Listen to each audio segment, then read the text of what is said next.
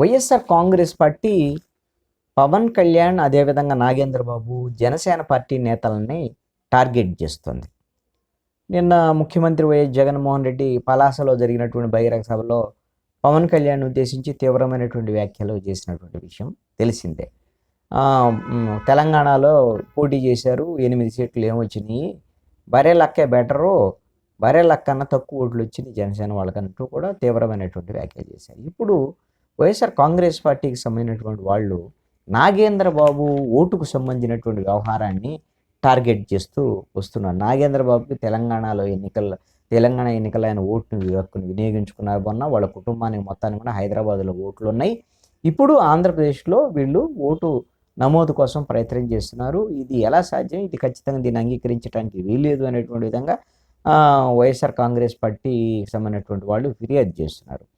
నాగేంద్ర బాబు మొన్న ఖైరతాబాద్ నియోజకవర్గంలోని polling booth number 168లో కొణిదెల నాగబాబు సీరియల్ నెంబరు 323, అదేవిధంగా కొణిదెల పద్మజ నాగేంద్ర బాబు సతీమణి సీరియల్ నెంబర్ 324, అదేవిధంగా కొణిదెల సాయి వరుణ్ తేజ్ నాగేంద్ర బాబు కుమారుడు ఈయన సీరియల్ నెంబర్లో 325 వీళ్ళు ఓటు వేశారు అక్కడ మొన్న తెలంగాణ ఎన్నికలు జరిగినటువంటి సందర్భంలో.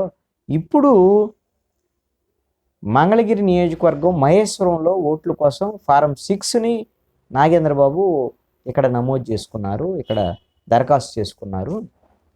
ఎట్లా ఇస్తారు? ఇది మోసం చేయటం కాదా? తెలంగాణలో ఓటు హక్కు వినియోగించుకుంటే తెలంగాణలో ఓట్లు ఉంటే మరి ఇక్కడ మళ్ళీ ఓట్లు తీసుకోవటం, ఇవన్నీ కూడా మోసం చేయటమే అనేటువంటి దాని మీద వైఎస్ఆర్ కాంగ్రెస్ పార్టీ వాళ్ళు విమర్శలు చేస్తున్నారు. నాగేంద్ర బాబు వాస్తవంగా మొన్న 2019 ఎన్నికల్లో నరసాపురం నుంచి జనసేన పార్టీ తరఫున ఎంపీగా కూడా పోటీ చేశారు.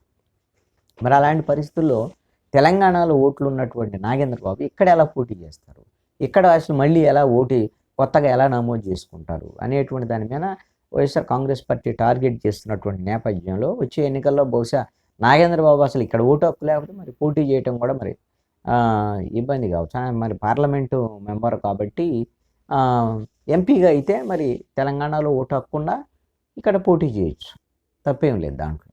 ఆయన ఎంపీగా పోటీ చేస్తున్నాడు కాబట్టి.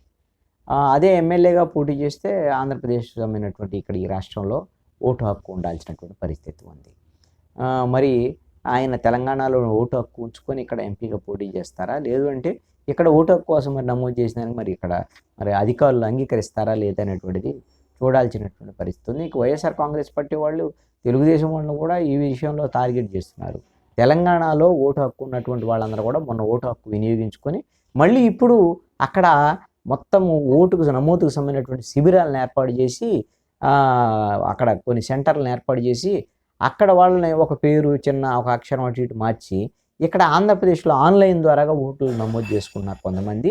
ఈ విధమైనటువంటి విషయంలో మేము ఎట్టి పరిస్థితిలో కూడా అంగీకరించేది లేదు, మేము ఎలక్షన్ కమిషన్గా ఆధారాలతో సహా ఫిర్యాదు చేస్తామనేటువంటి విధంగా మరి వైఎస్ఆర్ కాంగ్రెస్ పార్టీ చెప్తుంది. మరి నాగేంద్ర బాబుని టార్గెట్ చేయటం మీద మరి జనసేన ఏ విధంగా స్పందిస్తుంది ఏమిటనేది చూడాలి.